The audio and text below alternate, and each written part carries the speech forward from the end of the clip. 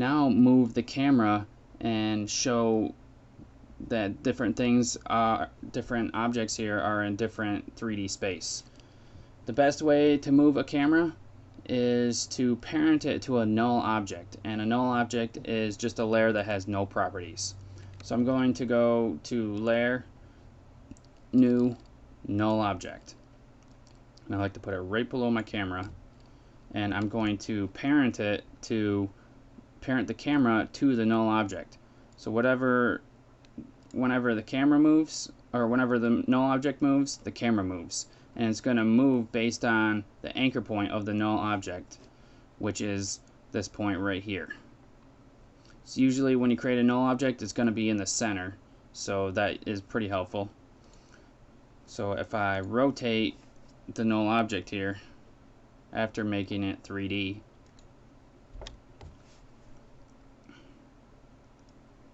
you can see how it is shows everything in 3D. Now if I can do the same thing with position. If I move up and down the y-axis, you can see how things are in 3D. One of the ways people can tell is by something called parallax, and what that is when something is in the back, it's going to move slower than when something is in the front because it's farther away from the camera. So when I move up and down on the y-axis, parallax is going to cause the text to move faster than the object in the back, as you can see there by that. Now when you have a camera here, the render is going to come out of your camera, out of the view of the camera. So this is the camera view. This is what's going to be rendered. Not anything from the top view, just from what you can see in the camera. Another object that you can use in 3D is a light. So we can come up here to Layer, New, Light, and these really work in 3D pretty decently. And I'll go over these different points, or go over these different properties at a different time. Hit OK to add this light in, and now you can see that this light is affecting this 3D layer here. This can give it more of a 3D look.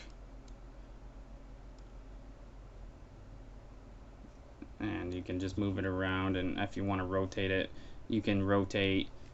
There's different types of lights, new light, and if we go to like a spotlight here, okay, you can see that it makes like a light that's a spotlight, and that you can rotate it around and everything like that. Yeah, like that. And that's just you can make cool looking 3D scenes with all this stuff. I'll delete those. Now remember when I was talking about backgrounds and how you want to lock them and not make them 3D layers? So I'm going to unlock it real quick. I'm going to make the background a 3D layer. Now the background is right here in the center. We know that because of the red color there. So it's going to cover up the object we had that was back here. So if I move the camera backwards, now you can see that the background is shrinking. Now it's not a complete background anymore. It's just all this extra space is going to render out as black. So the way to do that is to not make your background a 3D layer. You can, and I always lock it so you don't do something like this and move your background around the scene. So lock it, and that's pretty much the basics of setting up a 3D scene and how to tell that you're in 3D and use your views and everything to navigate around 3D. So we'll get into more advanced effects, and I'll explain everything a little better in later tutorials so we can be professionals at using 3D scenes. It's one of the main things that After Effects is known for, and other programs can't really do as well. So let's end the tutorial now.